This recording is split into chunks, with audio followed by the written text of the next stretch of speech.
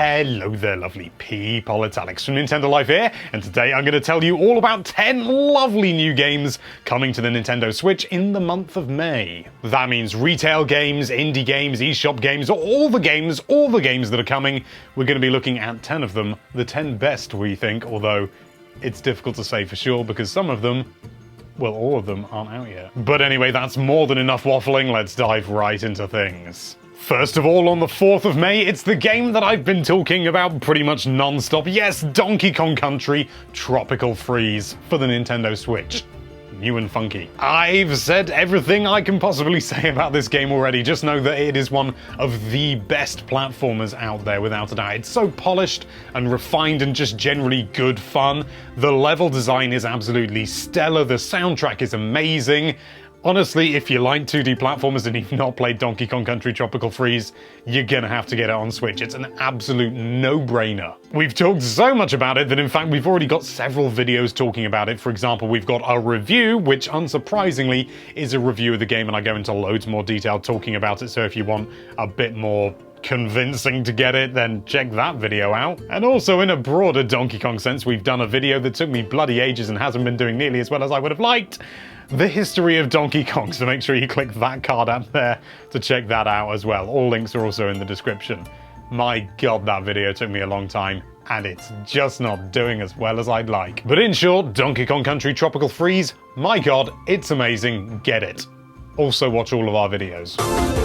Then on the 8th of May, we are getting Raging Justice, which admittedly, I don't know an enormous amount about, but thankfully, I've got a colleague who does.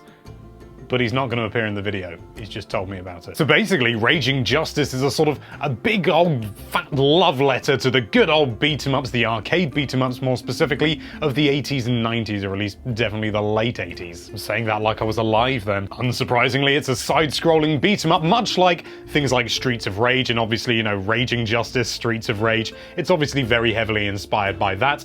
And honestly, it looks really, really good. I mean, they've gone for an interesting style where rather than having, you know, sort of full 3D models that do all the stuff, they've actually gone for sprite work, and it's a little bit sort of jaggedy in the movement, but that's clearly very intentional because you don't do something like that accidentally. And I think it actually does sort of marry the sort of the modern stylings that you'd expect from a modern game, unless it's got pixel art in it, with the old-fashioned style of these arcade beat-em-ups where movement was very limited in the animation simply because there wasn't enough memory to faff around with that sort of thing. We've also got a video on this one as well. It's an interview with one of the devs, so make sure you check it out by clicking that card up there. It's a video I didn't even make.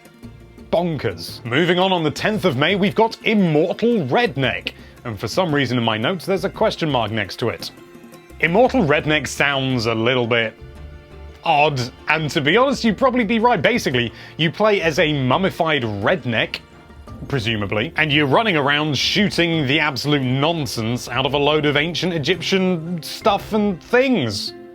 Yeah, it's essentially a roguelike game, and I know a lot of people will go, I can't handle random level generation, and it's true that roguelikes have become a little bit, you know, sort of common, shall we say, but that's probably just because they are really popular and for good reason. Every time you play it, it's going to be a new kind of game. It's also a first-person shooter, and that is not common for a roguelike. The only other game that I've played that looks even remotely like it is a game called Ziggurat, and I loved that game even though it ran like absolute rubbish on the Wii U. I imagine it was better on PC and stuff, but on the Wii U, wow, the frame rate just tanked. So if you like your first-person shooters like I do, and you want to be able to do it infinitely and always have it be different, you should definitely check this one out. On the 17th of May, we've got Yonder, the Cloud Catcher Chronicles. I just wanted to make sure I got it all right. This one's a bit of a surprise for me because as of the time of recording, this was announced to be coming to Nintendo Switch today. Or at least the release date was.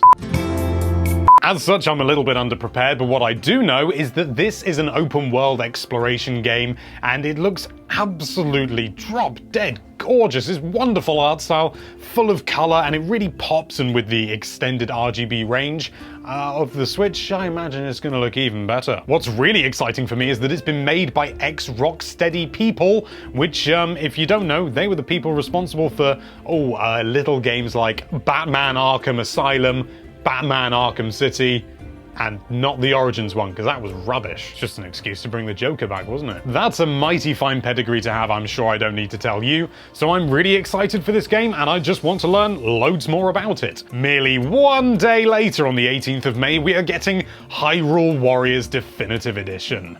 That's a game I played a lot on a lot of different systems.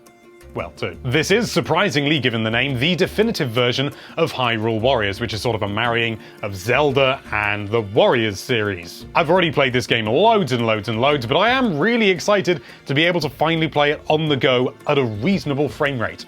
Presumably 60, or at least 30. And it's really good fun, and my god, there's so much content in those games. Seriously, if you want a game and you don't mind marginally repetitive gameplay, and you just want to be playing it for the rest of your life, Hyrule Warriors Definitive Edition is going to be the game for you, because my god, there is so much to do in that game, and it gets really tough later on.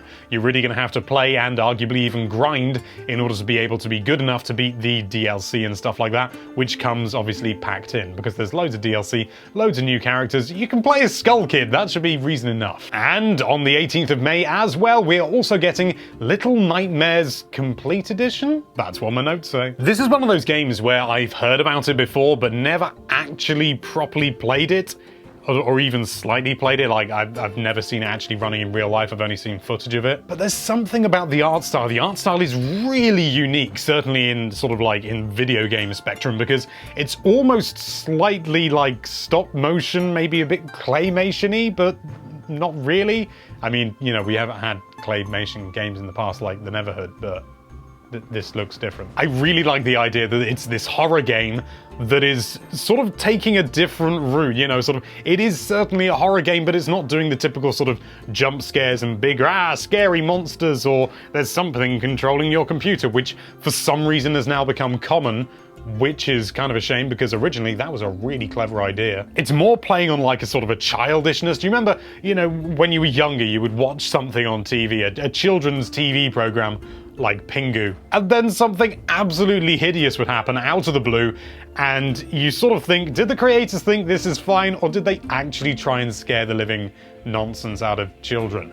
That's kind of what Little Nightmares is. Moving on to the 22nd of May, we've got Mega Man Legacy Collection 1 and 2. I'm clubbing them together into one, because that's how you can buy it. Now, I know a lot of people who like to collect physical games have been a little bit burned, because if you buy it, then you get the first one on the cartridge, and Mega Man Legacy Collection 2 is a download code. But if you don't care about that sort of thing, or you're just going to get it digitally anyway, and therefore get both of them just digitally, no physical stuff at all, then you're going to absolutely love it. If you like Mega Man games. Basically, it's just a bumload of Mega Man games, and I don't know how you can complain about that. Unless you wanted them both physical. If you like Mega Man, or even if you're just marginally partial to a bit of the old MM, then definitely check it out. It's just a load of Mega Man games. It's great, and you can play it on the go, because of the Switch. On the very same 22nd of May 2018, we are also getting Runner 3. Runner 2 was actually one of the first games I ever played on the Wii U before I even started doing this job, and I loved it. I mean, I didn't have that many games at the time, but even so, I was just totally enamored, and I had a girlfriend at the time who even really liked that game, and she did not like video games. There's a reason she's my ex. It's essentially a rhythm platformer, and at a glance it may look like a sort of an endless runner, but my god, well, for one thing, it's not endless, and number two, it's actually tailored, and number three, it's actually good. It's full of color, full of charm, full of variance, full of just wonderful, wonderful gameplay, and more importantly, it can get bloody hard. It really gets bloody hard. And like you needed any more convincing, it's got Charles Martinet in it, as the narrator. And I think maybe as a character as well, as you can see in this bit of the footage. I want to run around as Charles Martinet. Then on the 29th of May, we've got Street Fighter 30th Anniversary Collection. I never remember that one correctly. Much like the Mega Man Legacy Collections, this is just a load of Street Fighter games all bundled into one very tasty package indeed. It's got Street Fighter 2, Street Fighter 3, Street Fighter Alpha, Street Fighter... I've lost track because they've all got fairly similar names, and I don't know an enormous amount of Street Fighter. But what I do know is, what I have played of Street Fighter, I love. Am I any good at it? Absolutely not. But do I have fun when I'm doing it? Yes. If you felt that Street Fighter 2 The Final Challengers, you know, that one that came out ages ago with The Way of the Hado, That was a thing, wasn't it? If you felt that was a little bit pricey and really you just wanted to play a load of old Street Fighter games on the go on your Switch, then this is the one for you. And of course, if you're not really all that hot on the D-pad on the Switch, then keep an eye out for that D-pad Joy-Con that's coming out relatively soon. In Japan. You can import it, it's fine. And lastly, with a big fat release date of we don't fully know, but we're fairly certain it's going to be May because I've been talking to the developers, Death Road to Canada. This game was originally going to come out on the 25th of April, but on the 24th of April, unfortunately, there was a terrorist attack in Toronto on the 24th, so as a mark of respect, they pushed it back to an undefined release date. So basically out of as a mark of respect, which I think is really laudable. With a name like Death Road to Canada, it's just not a good mix. But what's the actual game like? Well, I absolutely love the look of the game. I've never personally played it. I've been saving myself for the Switch version. I've been contemplating getting it on Steam for ages now, but I've just held off just a little bit, and I'm so glad I did because it's coming to the Switch. Basically, it is what it sounds like. It's a zombie game where you run around. It's co-op primarily, and you're running around with a load of your friends that you create yourself, fending off a load of zombies and trying to survive, similar in many regards to the Oregon Trail. I remember the name of it. I'm really, really looking forward to play this game because it's a great co-op game, and I love co-op games. I love to be able to play with, my other half and just blitz through, and she loves zombies, so, it's great. It's brilliant. It's brilliant. I'm really looking forward to it. As should you. And there you have it. Those are 10 great new games coming to the Nintendo Switch in the month of May. However, there is one more thing I'd like to talk about. Dark Souls Remastered was originally supposed to be coming out on the 25th of May, I think, or thereabouts. I've lost track because I've blitzed that date from my memory because it's not coming out then anymore. For some reason, it's been delayed until we don't know. They say summer.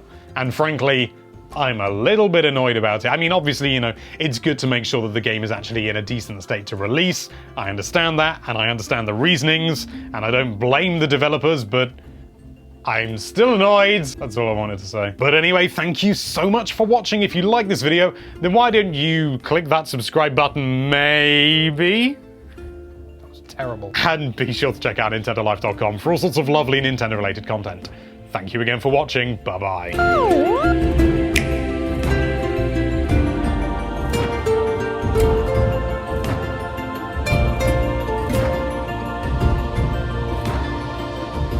Just in the middle of editing this video, and The Fall is coming on the 10th of May, which that wasn't announced until relatively, now. So, yeah, nice little bonus thing there.